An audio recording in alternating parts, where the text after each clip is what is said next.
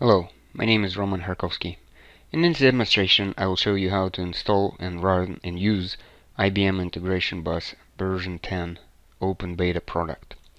I did download the product, and you can see this is the file that I have downloaded from the IBM website. So all I do to install it is just run the untar command, and I'll start the install. While this is installing, it roughly takes about 60-70 seconds to install because it's just a simple unzip. I'll show you that you can search for IBM Integration Bus 10 beta, and the first Google search result will lead you to this page where you can download the beta. You can watch videos, you can participate in discussions, ask questions in the forum. There is participation from the IBM development team in these forums. And in the meantime, let's go back to our unzip process. So the unzip, obviously the speed of it depends on your disk speed. If you have solid state drive or hard drive, it may take different amounts of time to complete that unzip.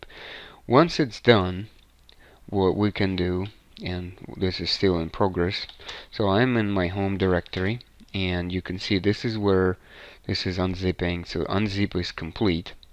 So what I can do is we go into that directory, and we have one command there, and if I run this one command, it's gonna show me the options. But before I can use it, I need to accept the license,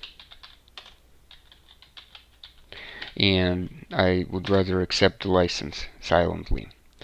Alright, so the license is accepted, and it shows you what do you need to do to run Studio. The first thing that we want to do is shown right in the top. It says IIB space Studio.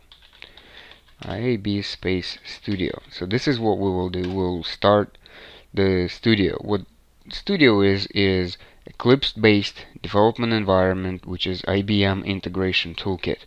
So when I start it for the very first time, it will take a little bit of time, longer than usual. Normally the Studio starts in a couple of seconds because it's very lightweight Eclipse with very little add-on capability on top of Eclipse, just the integration broker plugins.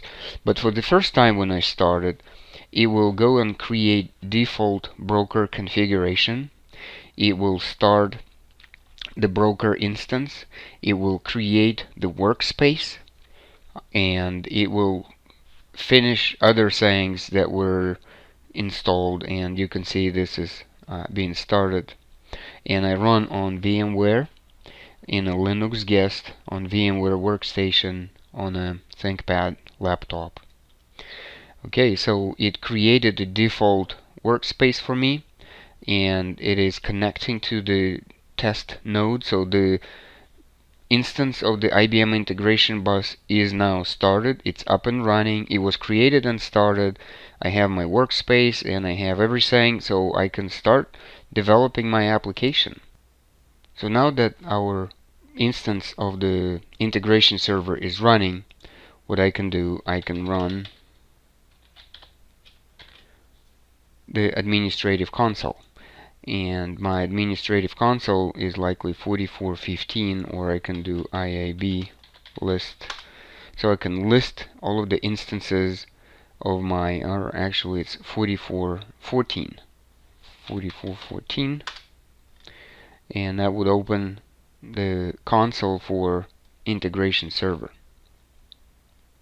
In this version, the console is browser based, so I could see my servers, I could see the applications that are deployed, and I can see other data, including monitoring data, security, and so forth. The development process for IBM Integration Bus version 10 is exactly the same as version 9, and you can see the video of development tooling and Integration Bus toolkit and build a simple counter application in my other video where I showed you installation of Integration Broker 9 and a simple echo application in Broker 9. Thank you very much.